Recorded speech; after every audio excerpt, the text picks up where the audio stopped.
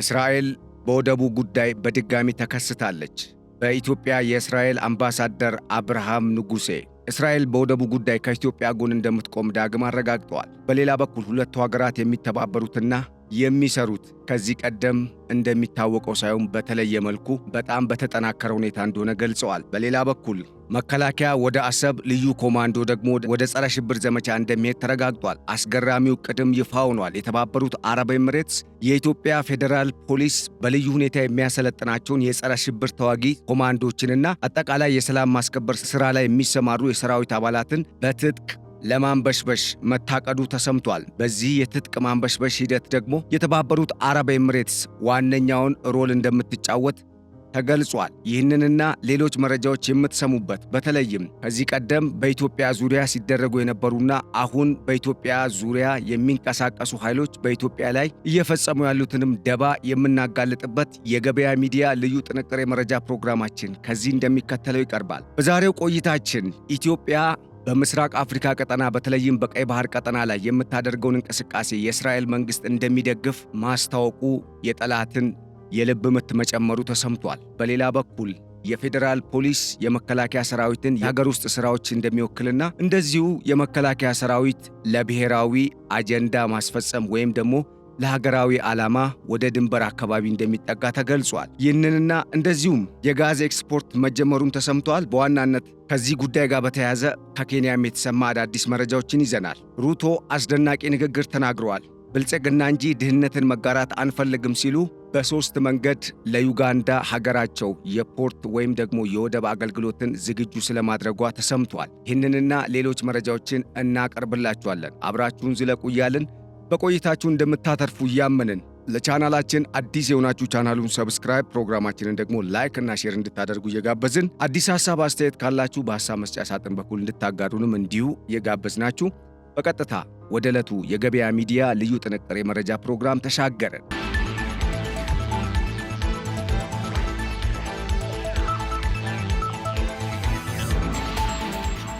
የፌዴራል ፖሊስ መከላከያን ሊተካ ስለመሆኑ ተሰምቷል። መከላከያን የሚተካው ደግሞ መከላከያ በተለያዩ የሀገሪቱ አካባቢዎች ያለውን የጸጥታ ችግር ለማስተካከልና በተለይም መረጋጋትን ለመፍጠር በሀገር አቀፍ ደረጃ እያደረገ ያለውን እንቅስቃሴ ለጊዜው ለፌዴራል ፖሊስ ልዩ ኮማንዶ ኃይል ወይም ለጸረ ሽብር ኮማንዶ ኃይል በመተው ለሌላ ሀገራዊ ግዳጅ እንዲሰናዳ መታቀዱን ተከትሎ እንደሆነ ተሰምቷል። በተለይም ከሰሞኑ እየወጡ ያሉ መረጃዎች እንዳመላከቱትም በሰላም አደራድሩን ያለበለዛ ለመገላገል አትምጡ ሲል የኢትዮጵያ መንግስት አመላክቷል በሚል የተለያዩ መረጃዎች ከተሰራጩ በኋላ በእርግጥም የፌዴራል ፖሊስ ያሰለጠናቸው ልዩ የኮማንዶ ኃይልና የጸረ ሽብር ተዋጊ ኃይሎች በተለየ መልኩ የተለየ ትጥቅም ታጥቀው በሀገሪቱ በተለያዩ የጸጥታ ችግር ባለባቸው አካባቢዎች በመሰማራት የሀገሪቱን ሰላም ወደ ነበረበት ሁኔታ እንደሚመልሱ ይጠበቃል ተብሏል። ከዚህ ቀደም በሀገሪቱ በተለያዩ አካባቢዎች የነበረውን የጸጥታ ችግርና አለመረጋጋትን ለማረቅ በሚል የመከላከያ ሰራዊት በርካታ መስዋዕትነትን በመክፈል የሀገሪቱን ሕልውና በማስጠበቅና ሉዓላዊነቷ ተከብሮ እንድትቀጥል በማድረጉ ረገድ እስካሁን ከፍተኛ ሚናን ሲወጣ ቆይቷል። ከዚህ በኋላ ግን የመከላከያ ሰራዊት በተለይም ሀገር ለያዘችው ብሔራዊ ግዳጅ ስለተዘጋጀ የመከላከያ ሰራዊት አሁን ወደ አሰብ እንደዚሁም የፌዴራል ልዩ ኮማንዶ ኃይል ደግሞ በተለያዩ የአገሪቱ አካባቢዎች የጸጥታ ስጋትን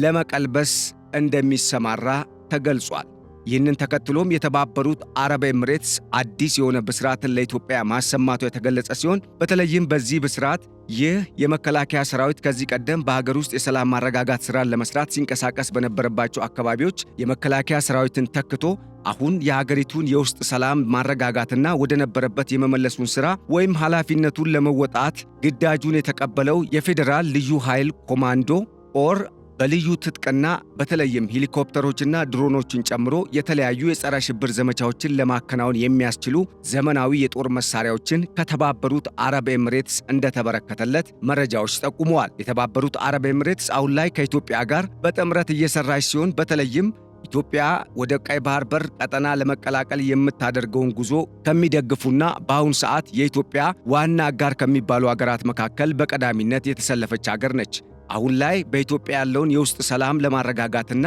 በተለይም በተለያዩ የታጠቁ ኃይሎች በሕዝብ ላይ የሚደርሰውን ጥቃትን ለመመከትና ሀገሪቱ ወደ ነበረችበት የሰላምና የእድገት ጎዳና እንድትመለስ ለማድረግ በተለይም የሀገሪቱ ልማት አሁን ላይ በእጅጉ ሰላም የሚፈልግ ከመሆኑ ጋር ተያይዞ ሰላሙን ለማጽናትና የሀገር ኢኮኖሚ አሁን ላይ ከተጀመረበትና ከዚህም በላይ የበለጠ ፈጥኖ እንዲራመድና መሄድ እንዲችል ለማድረግ የፌዴራል ልዩ ኮማንዶ ኃይል እነኚህን ትጥቆች በመታጠቅ የሀገሪቱን ሰላም በዋናነት የማስጠበቅ ተልዕኮን ይወጣልም ተብሏል። ይህንንም ተከትሎ የተባበሩት አረብ ኤሚሬትሶች አሁን ብቻ ሳይሆን በቀጣይነትም ቀጣይነት ያለው የተለያዩ ዘመናዊ የጦር መሳሪያ ድጋፎችን ለማድረግ መስማማቱ የተገለጸ ሲሆን እስካሁን የተለያዩ የልዩ ኮማንዶ ኃይሉ የሚጠቀማቸውና በተለይም የጸረ ሽብር እንቅስቃሴን ለማድረግ የሚያስችሉ ዘመናዊ የጦር መሳሪያዎችን መታጠቁንም መረጃዎች ጠቁመዋል። ይህም ትልቅ ብስራት የተባለ ሲሆን በተለይም በአንዳንድ አካባቢዎች ፋታ ያጣውን የሕዝቡን የሰላም ጥማት ለማስመለስና በተለይም ሀገሪቱ የጀመረችውን የልማት ጉዞ በእጅጉ የፈጠነ ለማድረግ በማሰብ ይህ ልዩ የኮማንዶ ኃይል በተጠንቀቅ የሀገሪቱን ሰላም ለማስጠበቅ ዘብ እንደሚቆምም ማረጋገጫ ስለመሰጠቱም ተጠቁሟል።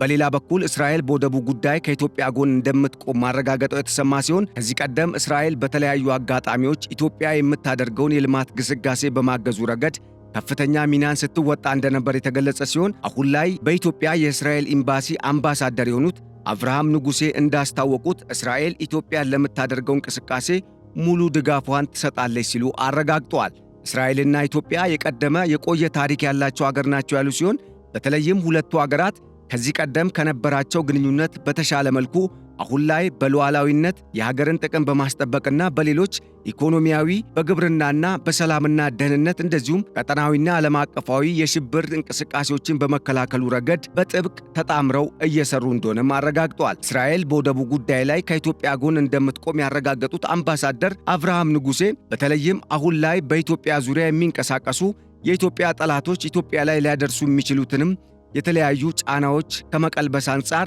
የእስራኤል በኢትዮጵያ በኩል መቆም ጥቅሙ የጎላ እንደሆነ የአምባሳደሩን ማረጋገጫ በመንተራስ የተለያዩ የጂኦፖለቲክስና የዓለም አቀፍ ግንኙነት ባለሙያዎች በሰጡት ሐሳብ አስረድተዋል። በተለይም አሁን ላይ ኢትዮጵያ ሉዓላዊነቷን ለማስጠበቅና ደህንነትና ብሔራዊ ጥቅሟን ለማስከበር በሚል የቀይ ባህር ቀጠናን ለመቀላቀል ያቀረበችውን የሰላም ጥያቄ ወደ ጎን በመተው ኢትዮጵያን ለመውጋት ከግብፅና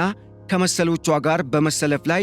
የሚገኘው የሻዕቢያ መንግሥት ኢትዮጵያን ካላተራመስኩኝ ውዬ አላድርም በሚል ጦርነትን ለመክፈት በኢትዮጵያ ላይ እየተዘጋጀ መሆኑ ይታወቃል። ይህንንም ተከትሎ ኢትዮጵያ እንደ እስራኤልና የተባበሩት አረብ ኤሚሬትስን የመሰሉ አገራት ከጎኗ መሰለፋቸው የጠላትን የልብ ምት የጨመረ ነው የተባለ ሲሆን በተለይም ይህ ሁኔታ አሁን በዚህ በምስራቅ አፍሪካ ቀጠና ላይ ለሚካሄዱ የተለያዩ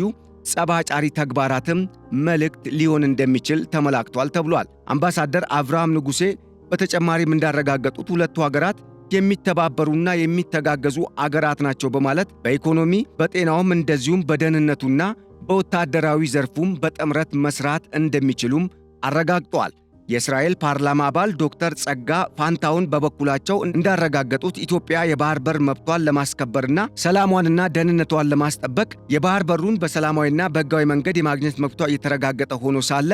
በሰላማዊ መንገድ ለመቀበል ያቀረበችውን ጥያቄ በጎረቤት በኩል ያሉ አገራት አለመቀበላቸው እንደ ክፍተት እንደሚታይ በመግለጽ በተለይም ኢትዮጵያ የሚገባትን ለማግኘት አሁን ወሳኝ ሰዓት ላይ እንደምትገኝ በማረጋገጥ ኢትዮጵያና እስራኤል መጣመራቸው ደግሞ ኢትዮጵያ ያለመችውን ለማሳካት አሁን ላይ በእርግጥም ጠቃሚ አጋር ሆነን መተናል ሲሉም ማረጋገጫ መስጠታቸው ተሰምቷል። በኢትዮጵያ የእስራኤል አምባሳደር የሆኑት ተስፋዬ ታይህ በበኩላቸው እስራኤል ትደግፈናለች፣ ይሁንና ግን በዚህ ቀጠና ላይ የሚንቀሳቀሱ የተለያዩ አረብ አገራትን በማጣመር ኢትዮጵያ ላይ ጫና ለመፍጠር የሚሞክሩ ኃይሎች ማለትም እንደ ግብፅና ከግብፅ ጋር የተሰለፉ ኃይሎች እስራኤልና ኢትዮጵያ መካከል ያለውን ግንኙነት ባልተገባ መልኩ ትርጉም እንዲሰጠው በማድረግም እስካሁን በኢትዮጵያ ላይ ጫና ሲፈጥሩና በሌሎች አቅም ኢትዮጵያን ለማዳከም ሲጥሩ እንደነበር አሳይተዋል። በተለይም ይህ ሁኔታ ኢትዮጵያ ከመላው የአረቡ ዓለም አገራት ጋር ያላትን ግንኙነት እንዲሻክር ያደረገ ሲሆን በአንጻሩ ግብፅ እንድትጠቀምበት ማስቻሉንም ጠቁመዋል። ይሁንና ግን አሁን ላይ የተባበሩት አረብ ኤሚሬትስን ጨምሮ የተለያዩ ሀገራት ከዚሁ ከባህረ ሰላጤው ቀጠና ከኢትዮጵያ ጋር ለመጣመር እያሳዩ ያሉት ፍላጎትና እንደ ተባበሩት አረብ ኤሚሬትስ ያሉ ሀገራት ደግሞ ከኢትዮጵያ ጋር በጥብቅ በመቆራኘት እያደረጉት ያለው የተለያዩ የልማት እንቅስቃሴዎችና በጸጥታና በደህንነት ብሎም በአህጉራዊና ዓለም አቀፋዊ ጉዳዮች ላይ ያላቸው ጥምረት በዚህ ቀጠና ላይ ግብጽ ከዚህ ቀደም ስትከተል የነበረውን ስትራቴጂ አፈር እንዲገባ ያደረገና በተለይም ሁለቱ ሀገራት አሁን ላይ የፈጠሩት ጥምረት በቀጠናው ኢትዮጵያ የምታደርገውን እንቅስቃሴ በእጅጉ የሚያግዝና ሀገራቱ ከእስራኤል ጋርም የመጣመራቸው ጉዳይ ለዚሁ አንዱ በቀጠናው ለሚደረገው የሰላምና የደህንነትን ማረጋገጥ ብሎም ኢኮኖሚያዊና ወታደራዊ ትብብርን ለማጠናከር መሰረት የሚጥል እንደሆነም እኚሁ አምባሳደር ተናግረዋል ተብሏል።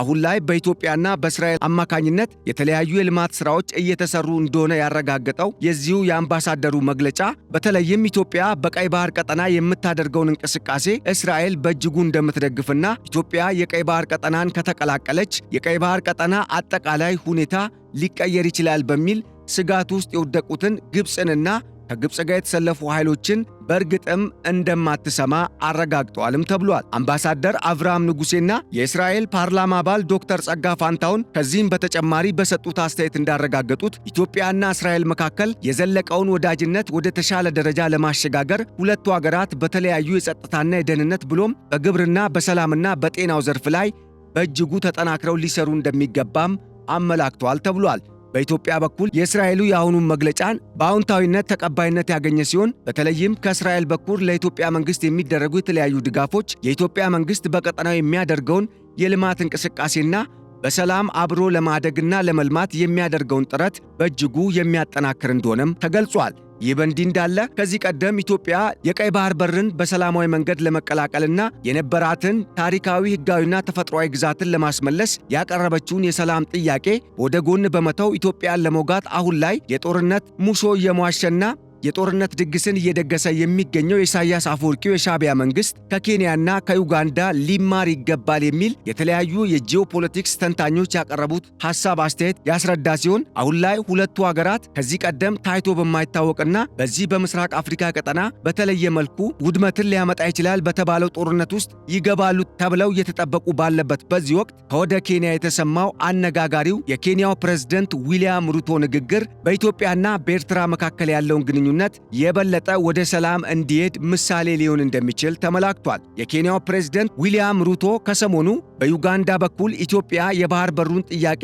እንዳቀረበችው ዩጋንዳም የባህር በር በኬንያ በኩል ይገባኛል ስትል አስተያየት ሰጥተዋል በሚል የተለያዩ ቀጠናውን ወደ ትርምስ ለማስገባት የሚፈልጉ ኃይሎች የዩጋንዳውን ፕሬዝደንት የካጉታ ዩዌሪ ሙሴቬኒን ንግግር ወደ ኔጌቲቭ በመቀየር በተለየ መልኩ ትርጓሜ እንዲሰጠው በማድረግ ያናፈሱትን የተለያየ መረጃ በመተቸት ሁለቱ ሀገራት የሚፈልጉት ድህነትን መጋራት ሳይሆን ብልጽግናና ሰላምን መጋራት ነው በማለት እኛ ሁለት ሀገራት በጋራ መልማትና ለዓለም ተምሳሌት መሆን እንፈልጋለን። በተለይም በዚህ ቀጠና ላይ የተለያዩ የልማት አውታሮችን በጋራ ብናለማ ህዝባችን ተጠቃሚ ይሆናል። ከኛም አልፎ መላው የምስራቅ አፍሪካ ህዝብን ተጠቃሚ ማድረግ ስለምንችል ኬንያ ለዩጋንዳ በባቡር መስመር ዝርጋታ፣ በፓይፕላይን በተለይም በነዳጅ ማስተላለፊያ ቱቦና እንደዚሁም በመንገድ ዝርጋታ የባህር በር እንድታገኝ በእጅጉ አበክራ እንደምትሰራ ዊልያም ሩቶ አረጋግጠዋል።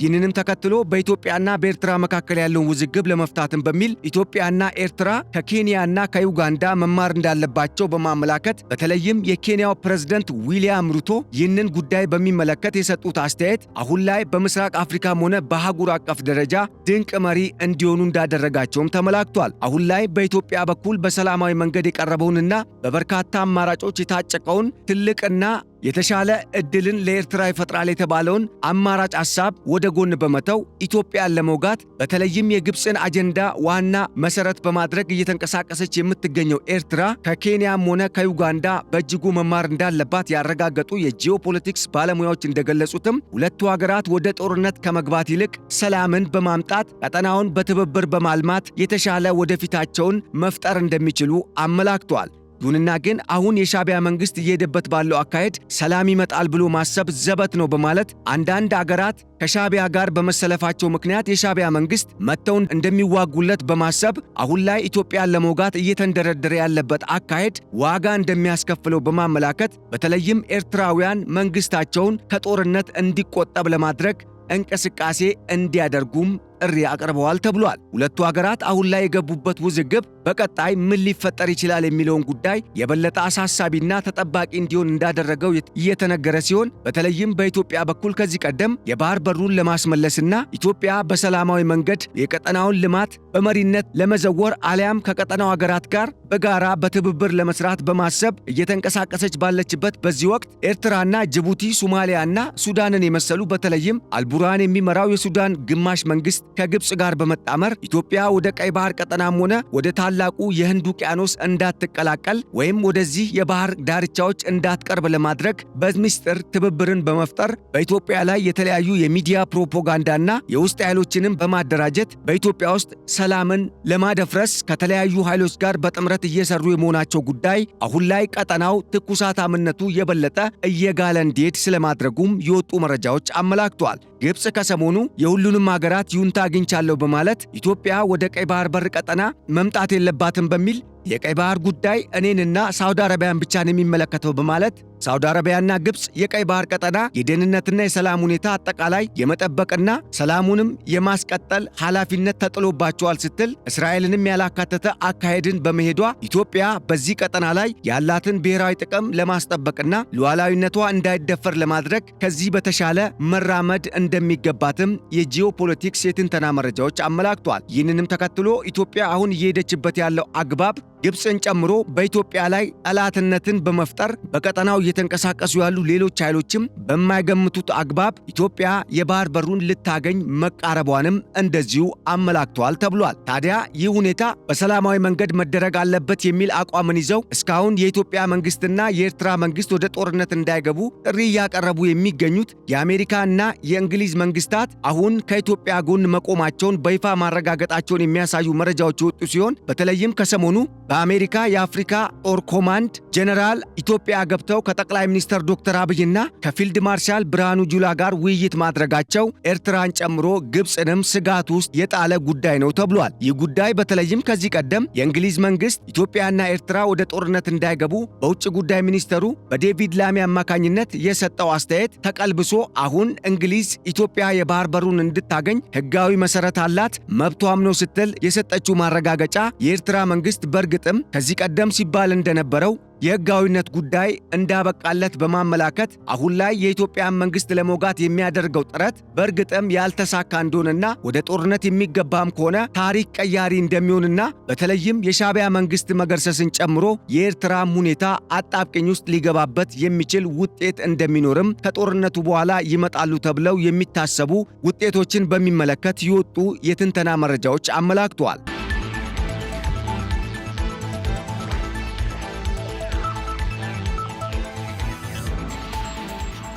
ኢትዮጵያ በቀጠናው ላይ እያደረገች ያለውን ሰላምን ለማጽናት የሚደረገውን እንቅስቃሴ በመደገፉ ሂደት የአንበሳውን ሚና የምትጫወት አገር እንደሆነች የሚያመላክቱ ሌሎች መረጃዎች እንዳሳዩት ደግሞ አሁን ላይ በሁለቱ አገራት መካከል ጦርነት ይመጣል ብለው የሚያሰፈስፉ ኃይላት ከጦርነት የሚያተርፉ እንደሆነ በማሰብ ሁለቱ አገራት ወደ ጦርነት እንዲገቡ በተለያየ መልኩ የሚዲያ ፕሮፓጋንዳን እየነዙ እንደሚገኙ በማመላከት ከሰሞኑ እንኳን የሻዕቢያ መንግስት ከነኚሁ ኃይሎች ጋር በመጣመር በጦርነት ለማትረፍ በማሰብ ከ30 በላይ የሚዲያ አካላትን ያካተተ የተለያዩ አካላት የተሳተፉበት የሚዲያ ፕሮፓጋንዳን የሚነዛ ቡድንን በተለያየ መልኩ በማደራጀት በኢትዮጵያ ላይ ስለማሰማራቱ የወጡ መረጃዎች አመላክተዋል። ታዲያ ቀጠናው በዚህ አይነት ሁኔታ ውስጥ ባለበት በዚህ ወቅት እስራኤልን ጨምሮ የተባበሩት አረብ ኤምሬትስ፣ ፈረንሳይ፣ ራሽያና የአሜሪካ መንግስት እንደዚሁም የእንግሊዝ መንግስትን ጨምሮ ጀርመንና ስዊዘርላንድ፣ ፊንላንድና ኖርዌይን የመሳሰሉ ሀገራት እንደዚሁም ከሰሞኑ ደግሞ ቱርክን የመሳሰሉ ሀገራት ከኢትዮጵያ ጋር የመቆማቸው ጉዳይ የሻዕቢያ መንግስትን ያናደደና በአዲ አሎም ውዝግብን የፈጠረ ጉዳይ መሆኑ የተሰማ ሲሆን ከሰሞኑም እነኚህ ሐሳቦች በጂ20 ስብሰባ ላይ ስለመንጸባረቃቸው የወጡ መረጃዎች አመላክተዋል። በዝግ ስብሰባን የተካሄደው በተባለው በቱርኩ ፕሬዝዳንት በጣይብ ኤርዶዋንና በጠቅላይ ሚኒስትር ዶክተር አብይ አህመድ መካከል የተደረገው በጆሃንስበርግ ከተማ የተካሄደው የሁለቱ ሀገራት የጎንዮሽ ውይይት በእርግጥም ቱርክ ኤርትራን ትታ ከኢትዮጵያ ጋር እንድትጣመር ያደረገ ነው የተባለ ሲሆን በዚህም ኢትዮጵያ ከዚህ ቀደም ከቱርክ ጋር በመጣመር የረጅም ርቀት ተምዘግዛጊ ሚሳኤል ማስወንጨፊያ ማዕከልን ቱርክ በኤርትራ ልትገነባ ነው የሚለውን የኤርትራ መንግስትን የሐሰት ፕሮፓጋንዳም ያከሸፈ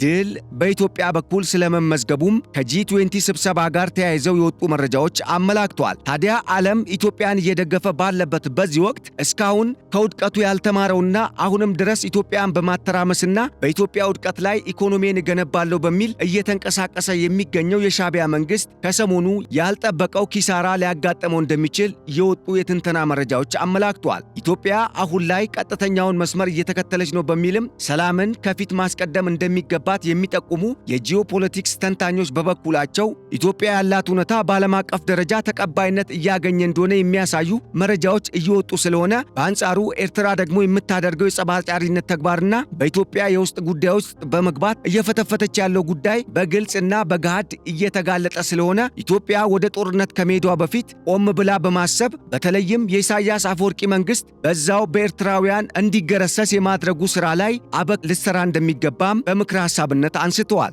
ኢትዮጵያና ኤርትራ ከዚህ ቀደም የተለያዩ ድርድርን ለማድረግ ሙከራ ቢያደርጉም በኢሳያስ አፈወርቂው የሻዕቢያ መንግስት አሻፈረኝ ባይነት በሁለቱ ሀገራት መካከል ያለው የሰላም ድርድር ሳይሳካ ቀርቶ ሁለቱ ሀገራት አሁን ድረስ ለዘለቀ ውዝግብ መዳረጋቸውን መረጃዎች ጠቁመዋል። ውድ አድማጭ ተመልካቾቻችን ለዕለቱ ያዘጋጀንላችሁ የገበያ ሚዲያ ልዩ የመረጃ ጥንቅር ፕሮግራማችን እስካሁን የሰማችሁትን ይመስል ነበር። ስለተከታተላችሁንና አብራችሁን ስለዘለቃችሁ በማመስገን በቀጣይ በሌሎች ርዕሰ ጉዳዮች ዳግም እስክንመለስ ለአሁኑ በዚሁ ተሰናበትናችሁ። ቸር ሰንብቱልን። ሰላም።